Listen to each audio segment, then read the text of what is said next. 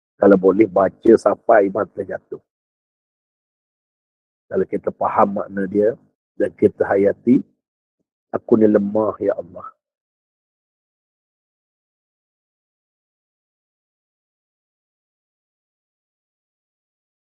Aku ni dhaif. Aku banyak dosa ya Allah. Kadang-kadang taubat, esok buat jahat balik. Kadang-kadang baca Quran, esok lusa tak baca balik. Kadang-kadang berzikir, esok lusa berhenti balik. Alangkah lemahnya aku ya Allah. Engkau sajalah yang mampu memberikan kekuatan kepadaku ya Allah. Aku ni sakit ya Allah. Engkau yang maha penyembuh. Sebab tu tidak ada daya dan upaya dan kekuatan. Aku boleh sembahyang, aku boleh datang kuliah ilmu, aku boleh berzikir, boleh beramal, semua dengan kekuatan-Mu ya Allah. Sebab itu zikir ini mudah-mudahan menyelesaikan banyak masalah kita dan mengampunkan dosa. Kerana dia merupakan perbendaharaan syurga, mudah-mudahan Allah memudahkan kita, kata ulama, untuk memasuki syurga, kata Imam Nawawi. Dan juga zikir ini menjadi asbab untuk jauhkan kita daripada neraka. Sebab itu banyak-banyak baca, minimal 100 kali sehari. Kita dah masuk dalam zikir Rabbani. Kalau baca 100, Alhamdulillah. Kalau mampu lebih, silakan. InsyaAllah. Baik, yang kedua, tasbih Nabi Yunus. Tasbih Nabi Yunus alaihissalam pun sama. Bila bergabung 3 perkara dalam satu tasbih, dalam satu zikir, dia jadi satu perkara besar. Bila bergabungnya tahlil, tasbih dan juga istighfar. Dalam la ilaha illa anta subhanak inni kuntu minaz zalimin, dia bergabung 3. Kata ulama, bila bergabung tahlil, kemudian bergabung tasbih dan istighfar, minta ampun, menjadi zikir itu sangat hebat. La ilaha illa anta, pengakuan kita tak ada Tuhan melainkan Engkau ya Allah. Tahlil, la ilaha illallah, la ilaha illallah. Dalam kalimah ni, la ilaha illa anta. Dan ada kalimah tasbih, subhanak, maha suci Engkau ya Allah daripada segala kelemahan, maha suci Engkau daripada kekurangan, maha suci Engkau sebab Engkau tak sama dengan manusia inginkan.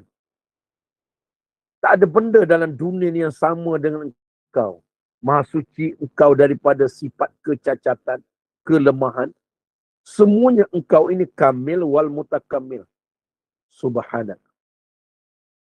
Panjang kalau kita nak bahas subhanak ni. Subhanallah ini salah satu zikir. Dan akhir sekali, inni kuntu minaz zalimin. Pengakuan, istighfar, minta ampun, sesungguhnya aku orang yang banyak buat kezaliman ya Allah. Inni kuntu minaz zalimin. Aku banyak sangat buat salah ya Allah. Tuhan sangat suka. La ilaha illa anta subhanaka inni kuntu minaz zalimin. Tuhan sangat suka. Pengakuan tak ada Tuhan melainkan dia. Pengakuan mensucikan Allah gabung dengan aku ni banyak dosa. Mengaku kita jahat. Tuhan sangat suka. Sebab itu kalimah ini mengampunkan Nabi Yunus. Sebab itu kalimah ni juga dicadang oleh ulama membacanya ketika sembahyang sunat taubat. Dan kalimah ini juga dicadang oleh ulama membacanya dalam sujud ketika sembahyang sunat hajat. Hajat boleh sampai dengan cara pengakuan kepada Allah, mensucikan Allah dan mengaku kita banyak dosa. Rezeki kita payah, kata ulama dan kata Nabi, punca daripada dosa. Dosa dalam hati ini menjadi penghalang rezeki turun. Ada hadis. Dosa kita ni Kalau turun pun dia jadi rasa tak cukup. Duit banyak dalam bank ada 10 juta lagi, tapi rasa tak cukup. Rasa gelisah, rasa lemas. Ada orang dalam bank 10 ringgit, tapi dia rasa tenang. Qana'ah. Sebab dosa. Rezeki bukan duit saja. Sebab dosa kita lah menjadi rumah tangga hancur lebur. Allah datangkan, awak sibuk buat dosa, awak tak rasa nikmat ketenangan rumah tangga. Sebab dosa kita lah, anak-anak kita jadi tak kenal agama. Sebab dosa-dosa kita lah menjadi rezeki yang banyak, jadi tak cukup. Apatah lagi rezeki yang sikit, duit sikit, lagi tak cukup. Jadi sebab itu, bila kita minta kepada Allah 3 perkara ini, dia menjadi asbab. Diampunkan dosa, rezeki turun, masalah selesai, diampun dosa, syurga lah balasannya. Sebab itu mudah-mudahan Nabi Yunus AS lepas 40 hari, hajatnya keluar daripada kegelapan laut, kegelapan malam, kegelapan perut ikan, sulit, rumit, parah, pedih, sengsara, 40 hari terdampar di pantai kerana kelebihan zikir ini. Jadi sama-sama kita baca minimal 100 kali kedua-dua itu. La ilaha illa anta subhanaka inni kuntu minadh zalimin.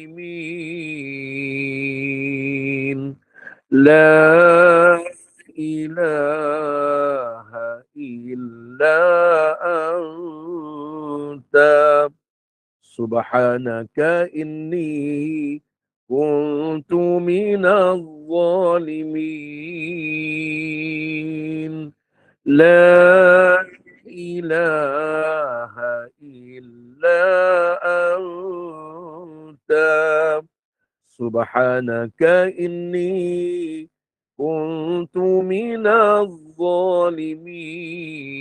La ilaha illa anta subhanaka inni kuntu minadh zalimin.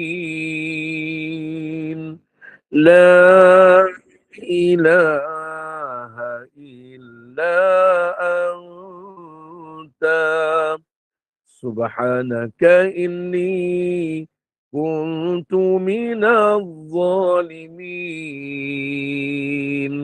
La ilaha illa anta subhanaka inni kuntu minadh zalimin. La ilaha illa anta subhanaka inni kuntu minadh zalimin. La ilaha illa anta subhanaka inni kuntu minadh zalimin. La ilaha illa anta subhanaka inni kuntu minadh zalimin. La ilaha illa anta subhanaka inni kuntu minadh zalimin.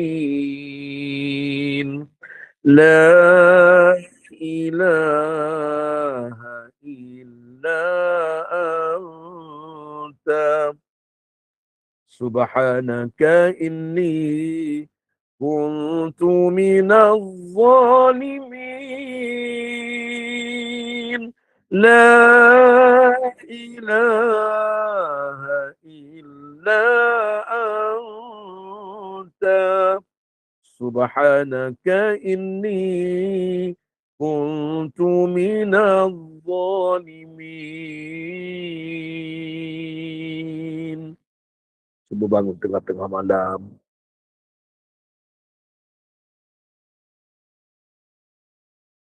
Bertasbih, bertahlil, mengaku dosa. Dengan kalimah ini, sebut perlahan-lahan pada Allah. Ingat zaman ibu-ibu tak pakai tudung dulu. Jangan rasa seronok, mungkin Tuhan belum ampun dosa. Ingat zaman tak sembahyang. Ingat zaman budak-budak dulu. Apa maksiat yang kita tak buat. Ingat dosa mulut kita. Kerana mulut kita lah pernah mencerai-beraikan orang. Kerana mulut kita lah orang pernah berhenti kerja. Kerana mulut kita lah kedai dia sampai tutup. Kerana mulut lah orang nak jadi kahwin, tak jadi kahwin. Mulut kita. Sekarang kita dah menyesal. Mengaku dengan pengakuan yang paling ikhlas kepada Allah. Allah akan ampun dosa. Itulah kelebihan tasbih Nabi Yunus alaihi salam. Bacalah 100 kali sehari. Tapi kalau ada hajat, bacakan sebelum tidur 7 hari berturut-turut tanpa henti. Sebelum tidur. Katalah masuk tidur 10.30, pukul 10.30 terbaca. Antara salah satunya, la ilaha illa. Apakah kena baca kat katil, Ustaz? Tak. Baca kat kerusi, bawa masuk bilik pun tak apa. La ilaha illa anta subhanaka inni kuntu minadh zalimin. Kalau nak bagi tersentuh hati, baca dengan lagu macam tadi. Sorang-sorang diri, saat orang lain semua tidur, muhasabah kejahatan kita yang sangat banyak. Apatah lagi kejahatan kita, kita tertipu dengan konon-konon amal kita banyak. Saya nak tutup hari ini sebelum kita berdoa, kisah yang disebut oleh Al-Imam Ghazali di dalam Muqashafatul Qulub. Dalam kitabnya, Penenang Bagi Jiwa, salah satu dosa yang sering kita lakukan, kita syok sendiri, tertipu, terpedaya dengan amal soleh. Ada seorang lelaki pada zaman Bani Israel dahulu, kata Imam Ghazali, yang diberikan kelebihan, namanya Abu bin Hashim. Abu bin Hashim ni seorang lelaki yang sangat soleh. Qiyamul lailnya tiap-tiap malam. Menangis di hadapan Allah tiap-tiap malam. Berzikirnya tiap-tiap pagi dan petang. Amalan-amalan hebat. Qiyamul lail pukul 2, pukul 3 dah bangun. Dengan teriak tangisnya sampai pagi. Dan dia merasa bahawa amalnya sudah banyak. Orang lain tak boleh bangun, dia boleh bangun. Dia rasa hebat. Kagum dengan amalannya, hatinya dirasakan bersih, dosa bagaikan sudah tidak ada, neraka bagaikan dijauh, syurga macam sudah confirm. Satu hari sedang dia ambil wuduk pada suatu pagi, awal pagi. Takdir Allah disebut dalam kitab Muqashafatul Qulub. Takdir Allah bertemu seorang lelaki di tepi perigi yang dia nak ambil wuduk. Lalu akhirnya dia tanya, kamu siapa? Kata lelaki itu, oh aku malaikat. Aku seorang malaikat datang untuk membawa perkhabaran. Kemudian, apa tugas kamu? Datang jumpa kamu. Kemudian dia nampak Abu Hashim ini, dia tengok lelaki ini memegang satu kitab. Lalu Abu Hashim ni tanya, kitab apa ni yang kamu pegang? Dah selesai ambil wuduk, dia tanya, kitab apa? Oh, ni kitab nama-nama yang tercatat orang yang dicintai oleh Allah dalam kampung. Orang yang dicintai oleh Allah.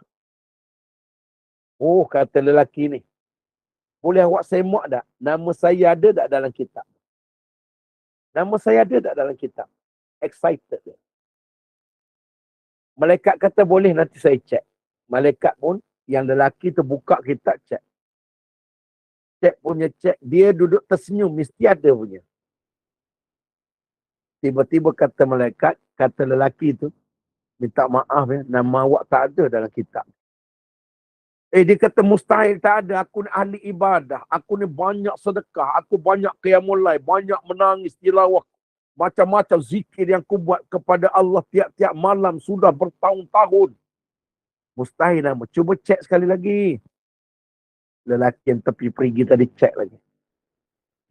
Tak ada nama kamu. Satu pun tak ada. Abu bin Hisham tak ada. Lalu akhirnya dia jadi berubah muka. Dia pun tanya kepada lelaki, kenapa nama saya tak ada sedangkan aku qiyamul lail?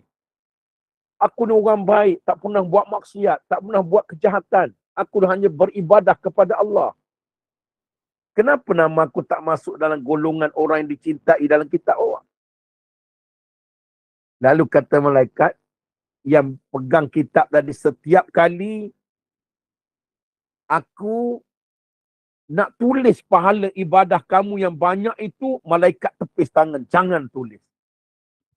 Setiap kali aku nak tulis, malaikat tepis, jangan tulis pahala dia. Lalu lelaki ni, Abu Hashim ni, dia tanya kenapa? Kenapa tak boleh tulis pahala kau? Lalu kata lelaki yang menyamar, malaikat yang menyamar lelaki tadi. Kisah ni di karangan Aulia-Aulia boleh jadi benar. Imam Ghazali letak dalam kitab dia. Aku tak tulis pahala kerana kata Allah dia itu bohong dengan amalnya. Buat bohong sebab rasa ujub kagum. Dan lagi parah, kamu sibuk buat amal, sibuk beribadah malam, menitiskan air mata, basah janggut-janggut, tapi kamu tak pernah peduli kepada orang di sekeliling kamu, yang sakit tak pernah jenguk, yang lapar tak pernah bagi makan, yang miskin menderita kamu tak pernah tanya, adik-beradik kamu yang susah kamu tak pernah tanya, yang mati kamu tak peduli, kamu sibuk dengan ibadah kamu, atau mak bapak kamu pun kamu tak peduli. Lapar dia, sakit dia, susah dia, adik-beradik kamu yang perit, kamu tak pernah tanya, kamu sibuk dengan ibadah. Kamu rasa ibadah kamu ni sudah cukup membawa ke syurga, Tuhan tak bagi tulis kerana kamu sibuk dengan hablum minallah, tapi kamu tak baik dengan manusia, tak boleh tulis dalam kitab. Kakak abang-abang sekalian, pengajaran kita macam mana? Ada orang sibuk kuliah, sibuk ibadah, tapi jiran-jiran tak peduli. Mak bapak pun tak peduli. Adik-beradik miskin tak peduli. Sebab tu dalam Islam, bagi sedekah kepada adik-beradik pada kaum kerabat dapat 2 pahala berbanding sedekah kepada orang lain. Sedekah kepada adik-beradik, kepada sepupu sepapat, dapat 2 pahala, kata Nabi. Lebih besar dan lebih diutamakan. 1 pahala silaturrahim, yang kedua pahala sedekah. Kalau kita bagi pada orang lain dapat pahala, tapi tak dapat pahala silaturrahim. Sebab itulah keutamaan. Kamu semayang banyak, puasa banyak.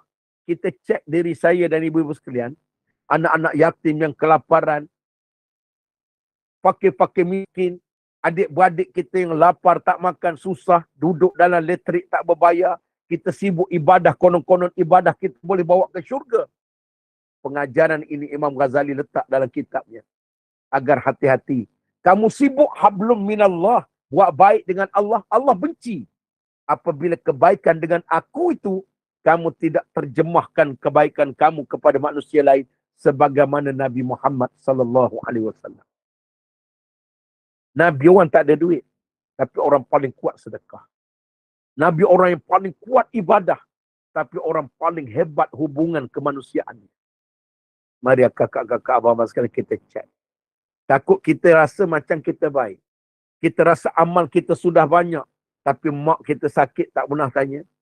Telefon mak bila kali akhir telefon mak? Bila kali akhir? Pedulilah orang tua tu. Kakak kita dah jaga lakak dia nak mati nak hidup. Lagi teruk kecil hati dengan mak sampai bawa diri. Merajuk dengan mak. Tapi rasa amal banyak. Rasa macam tasbih banyak. Selawat 1000 kali. Tasbih 1000 kali. Tapi Tuhan tak tulis pahala.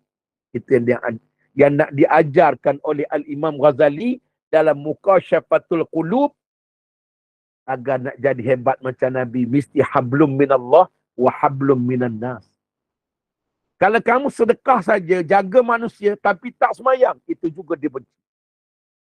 Kalau kamu semayang saja, tak peduli kemungkaran, tak peduli orang buat jahat, sibuk dengan amal, kamu rela kezaliman berlaku keliling kamu, kemungkaran berlaku, kamu tak cegah, kamu sibuk amal ibadah, juga jangan tulis, kata malaikat. Ini dia. Tajuk dia pun panjang kalau kita nak bahas, tapi cukuplah satu muhasabah pada diri saya dan ibu-ibu sekalian. Akan datang kita tengok satu kisah sahabat Nabi yang dipanggil Abdullah ibnu As-Sahmi. Abdullah ibnu Huzafah As-Sahmi. Macam mana kecintaan kepada Allah menjadi inspirasi kepada kita. Jadi hari ini kita tengok kisah Abu Hisham yang disebut oleh Al-Imam Ghazali di dalam kitabnya menjadi pengajaran, iaitu jangan terpedaya dengan banyaknya amal kita.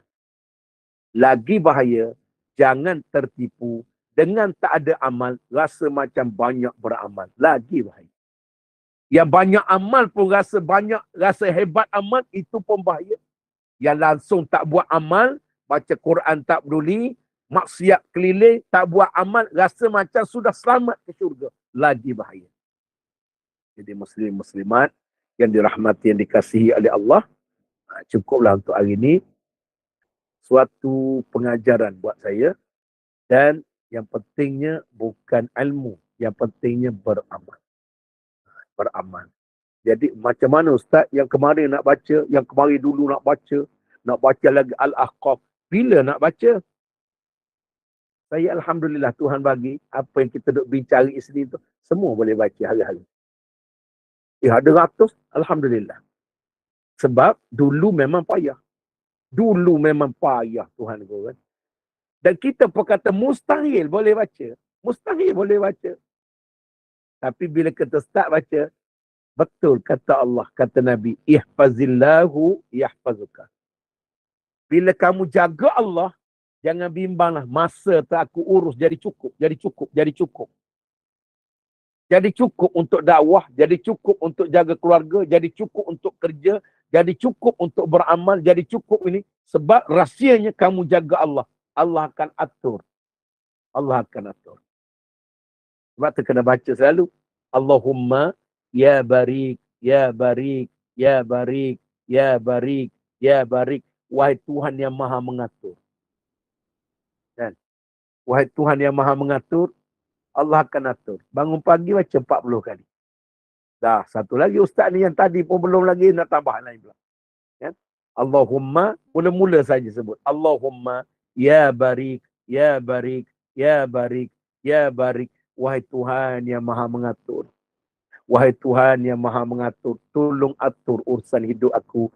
Ada masa semayang, ada masa jaga keluarga, ada masa jaga suami, ada masa tengok cucu, ada masa ziarah jiran, ada masa ziarah orang sakit. Ini kita duduk semayang, ziarah orang sakit berpuluh tahun tetap. Duduk sibuk semayang, baca Quran sangat, tapi tak peduli mak bapak, tak peduli adik-beradik susah. Itu dipanggil kita tak pandai urus masa. Tuhan pun tak bagi.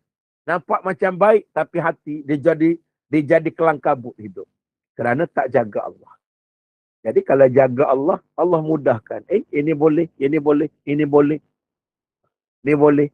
Dengan syarat, itu kita, Rabi'atul Adawiyah, boleh 50,000 kali selawat, kita pun tak tahu. Imam Syafi'i, dalam Ramadan, boleh khatam Quran siang sekali khatam, malam sekali khatam. 60 kali khatam. Tak logik kalau otak kita fikir. Tapi Allah jaga. Allah jaga. Abu Bakar Ayyash, seorang tabi'in yang saya dah sebut dulu. Macam mana Allah atur bila dia jaga Allah, Allah jaga dia. Sehingga kan dekat dia nak mati, dia adik perempuannya menangis teresak-esak. Lalu dia kata, wahai adikku, tak payah menangis. Kerana aku telah menginfakkan masa dan tenagaku mengkhatam ayat-ayat suci Al-Quran kalam Allah di penjuru rumah ini sebanyak 18,000 kali khatam dalam hidup aku. Kakak-kakak ambil kalkulator, nak dapat 18,000 ini, 18,000 kali khatam, mesti khatam tiap-tiap hari. 30 juzuk tiap-tiap hari selama 50 tahun. Baru dapat 18,000. 365 hari setahun kali 50 tahun. Baru dapat 17,000 lebih. Maknanya Abu Bakar Ayyas, kisah ni kisah benar. Tiap-tiap hari hafal Quran 30 juzuk. Tak payah tanya, dia tak makan ke, dia tak minum ke, dia tak kahwin ke, tak ada isteri ke, semua ada. Tapi hati duduk dengan dia. Maka bergerak, siram pokok bunga, berjalan kat pasar, hati duduk dengan Quran. Itulah rahsia. Ihfazillahu yahfazuka.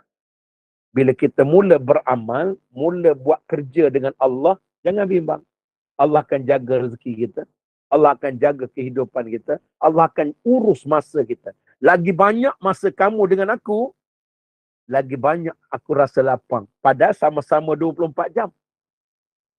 Tapi ada orang boleh pukul 4 pagi sudah duduk dengan Quran. Kita rasa macam tak ada masa lah. Tapi Allah ni kata, kalau kamu bagi masa pada aku, tu ingat pada aku, masa kamu aku tolong atur. Semua cukup. Mudah-mudahan insya-Allah pakat beramal, hauqalah dan juga tasbih Nabi Yunus AS dan kisah tentang Abu bin Hashim yang disebut dalam Muqasyafatul Qulub, mudah-mudahan menjadi kebaikan. Baik, cuma saya nak tutup dengan apa yang pernah saya tutup dulu, iaitu satu pepatah. Bila hari ini belum dapat memberi kebahagiaan pada orang lain, usahakan agar hari ini jangan menyakiti orang lain.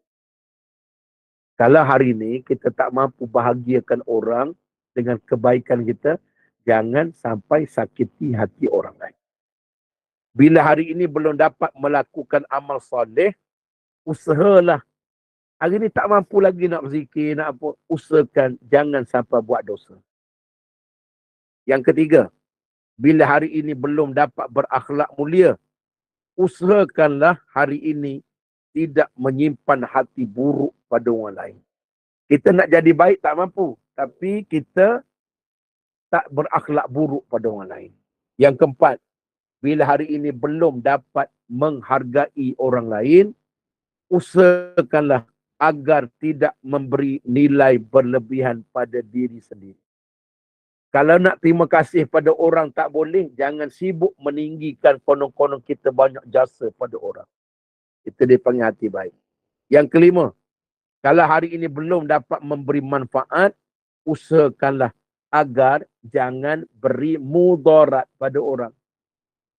Kalau kita tak mampu bagi manfaat, jangan sampai kita jadi mudarat pada orang. Kalau boleh jaga itu, nama kita bersih daripada maksiat. Yang keenam, bila hari ini belum dapat mencipta suasana yang menyenangkan orang lain, usahakanlah hari ini tidak melakukan kemarahan dan kebencian pada sesiapa pun. Kalau hari ini kita tak mampu bagi orang lain senang senyum, jangan sampai hari ini kita menimbulkan kebencian orang pada kita dan kemarahan orang pada kita. Kita nak bagi orang senyum tak mampu, tapi jangan sampai orang benci kat kita. Baik, dengan tindakan kita. Yang ketujuh, bila hari ini belum dapat mengingat akan kebaikan orang pada kita, usahakan hari ini dapat melupakan keburukan orang lain. Kalau hari ini kita tak mampu bagi kebaikan pada orang lain, kalau boleh, usahakanlah agar hari ini kita dapat lupakan buruk orang pada kita dengan memaafkan. Yang ke-8, bila hari ini belum dapat beramal dengan ikhlas, usahakanlah hari ini dapat membebaskan diri daripada pujian orang. Kalau kita tak mampu ikhlas lagi, jangan sampai jadi gila pujian. Buat amal sebab gila pada pujian. Hubujah. Cinta kepada kemegahan, cinta kepada jawatan dan sebagainya. Jadi makna daripada kehidupan bukan terlepas seberapa bernilainya diri kita, tetapi seberapa besarnya manfaat kita kepada orang lain. Jangan sibuk dah ukur aku ni paling bernilai, aku paling hebat, aku paling baik. Tapi bernilainya kita kena ukur sebanyak mana kita memberi manfaat pada orang lain. Pada adik-beradik, pada mak ayah, pada jiran. Tak mampu bagi duit, berilah kasih sayang. Tak mampu bagi kasih sayang, bagilah sokongan. Tak mampu bagi sokongan, doalah daripada kejauhan. Itulah manfaat untuk orang lain. Dan jika keberadaan kita dapat menjadi barakah bagi banyak orang, barulah kita benar-benar ada nilai pada sisi Allah. Kehadiran kita datang rumah mak kita, orang semua suka. Kita duduk dalam masyarakat, semua orang suka. Bukan sebab kita bagus. Sebab Allah dah pilih kita untuk memberi sebanyak mungkin manfaat pada orang lain. Itulah sebaik-baik manusia. Sebagaimana Nabi SAW renung-renungkan, fikir-fikirkan insya-Allah. Baik, dah lebih masa, saya pun tak buka soalan. Pagi ni nak pergi kejar ke bank pula. Kita tutup pada pagi ni dengan sama-sama kita baca suratul Fatihah. Kita hadiahkan kepada kedua ibu bapa kita yang hidup ataupun yang telah kembali, arwah suami, arwah isteri.